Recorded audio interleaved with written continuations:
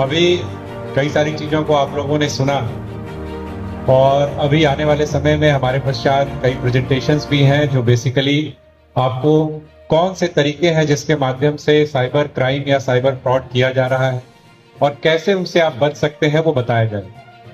एक उसको नटशेल में या उसको ब्रीफ में आप लोगों को हम बताना चाहेंगे। दो प्रवृत्ति ऐसी है जो मानवीय प्रवृत्ति है जिसका साइबर क्रिमिनल्स हमेशा यूज करते हैं, मिसयूज करते हैं। जिसमें पहला, दोनों के बारे में अभी एसडीओ मैडम ने भी बताया, डीडीसी साहब ने भी बताया। पहला है डर और दूसरा है लालच, जिसमें ज्यादा बड़ा पोर्शन अगर हम लोग देखें तो लालच का। और अभी कुछ नई ट्रेंड्स जो उभर के आई हैं वो है डर का। ये दोनों एक बेसिक ह्यूमन इंस्टिंक्ट है। जब आपको कोई लोभ देता है, प्रलोभन देता है, तो एक स्वाभाविक प्रवृत्ति हमारी रहती है कि कहीं कुछ ऐसा तो नहीं हो रहा है जो हमारे तकदीर में एकाएक कहीं से आकर के विंडफॉल की तरह गिर गया, उसका फायदा उठा लिया। ज्यादातर ऐसे मामलों में हम फंसते हैं। हाल के समय में डिजिटल अरेस्ट जैसी कुछ नई चीजें आई हैं जो कहीं ना कहीं जो डर की भावना है उसको इंकैश करने की कोशिश करती है। अभी जैसे एक छोटा एग्जांपल मैं आपको देता हूं। अभी साइबर डीएसपी साहब भी और साइबर थाना प्रभारी भी उपलब्ध है। अभी मुश्किल से 4-5 दिन पहले एक मामला दर्ज हुआ। एक टाटा स्टील के एम्प्लॉई हैं जो इसी शहर के रहने वाले हैं। उनके कुल मिलाकर के 2,46,00,000 रुपए, 2,46,00,000 रुपए एक झटके में उनका पैसा चला गया। तो उसको केवल सुनिएगा कि कैसे गया। That is very interesting. Basically इनको शेयर मार्केट वगैरह में पैसा इन्वेस्ट करने की आदत रही होगी, जो कि सभी लोग करते हैं। इन्वेस्टमेंट करना और उसमें प्रॉफिट लेना कोई गलत बात भी नहीं है। तो इन्होंने फेसबुक पे बेसिकली एक सेमिनार टाइप की चीज देखी जिसमें कि बताया जा रहा था कि आप फला अगर ऐप का यूज करेंगे, फला जगह पर इन्वेस्टमेंट करेंगे तो आपको रिटर्न बहुत ही फास्ट मिलेगा। उन्होंने उस सेमिनार को ज्वाइन किया, उसको सुना। उसमें बताया गया कि आप 2 व्हाट्सएप ग्रुप है, फला फला, इन व्हाट्सएप ग्रुप्स को आप ज्वाइन करें। उन दोनों व्हाट्सएप ग्रुप को ज्वाइन किया। उसमें कई सारे लोग थे जो कि पैसे के लेन देन की, पैसे लगाने की, बहुत सारा मुनाफा अर्जित करने की सभी तरीके की बात कर रहे थे। फिर उसमें एक ऐप डाउनलोड करने के लिए कहा गया कि उस ऐप के माध्यम से ही सारे ट्रांजैक्शंस होंगे। उस ऐप को उन्होंने डाउनलोड किया। उसके बाद उसमें आईपीओ यानी कि इनिशियल पब्लिक ऑफरिंग, जब कोई कंपनी स्टार्ट होती है उसमें जो शुरुआती शेयर उसके जब निकलते हैं उसको खरीदने की बात आई। उसमें 6 करोड़ रुपए लगाने की बात आई। तो उन्होंने कहा कि हमारे पास कम पैसे हैं, 1 करोड़ रुपए ही है, बाकी पैसा तो नहीं है। बाकी पैसा कहा गया कि भैया आपको लोन पे हम दे देंगे। जो ग्रुप बना हुआ था उससे कहा कि हम लोन से आपको देंगे। उन्होंने तथाकथित रूप से उससे लोन भी ले लिया और वो पैसे शेयर मार्केट में लगा दिए। सब कुछ वर्चुअल वर्ल्ड में उनको डैशबोर्ड पे, ऐप पे नजर आ रहा है।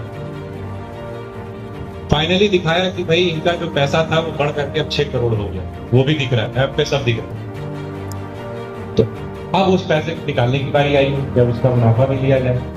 जब वो निकालने के लिए गए तो कहा गया कि भाई इसको तो आपने जीएसटी दिया ही नहीं, तो 20 लाख रुपए जीएसटी के नाम पर दीजिए। फिर वो 20 लाख रुपए भी दे दिया।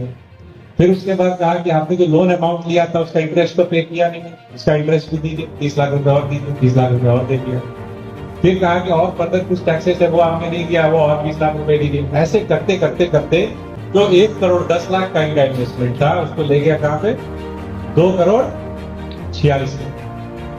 और फाइनली जब सारा पैसा चला गया और कुछ रिटर्न नहीं आने लगा, तब इनको शंका हुई, तब इनको समझ में आया कि पूरा का पूरा मामला उनके साथ में साइबर फ्रॉड है। तो मैं उनकी कभी या गलती नहीं बताने के लिए आपको बता रहा हूं।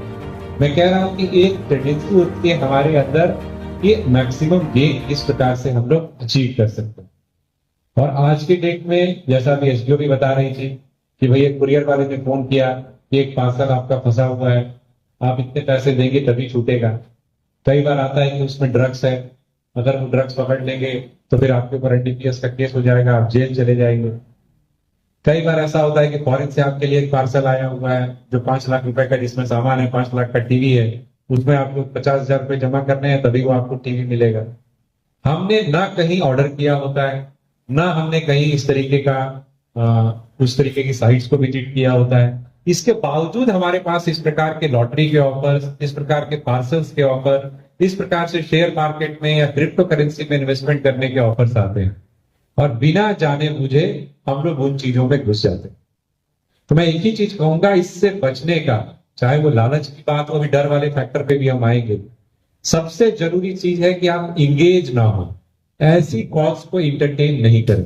अभी एक टाइम्स ऑफ इंडिया के एक रिपोर्टर ही है यहाँ के, वो हमारे पास आए, उन्होंने कहा कि सर देखिए ना, एक पार्सल के लिए हमारे पास बराबर फोन आ रहा है, वही जो ऐसे बता रही थी मैडम की आपका ऐसे ऐसे कुरियर आया हुआ है इंडियन पोस्ट में और आपको इतने पैसे देने पड़ेंगे तब मिले। तो हमने कहा पहले बात तो हमारा भारतीय Indian post with all respect to the institution इतना सुपर एक्टिव नहीं है कि आपको फोन करके बोलेगा कि भैया आप इतना दीजिएगा तभी आपका छूटेगा।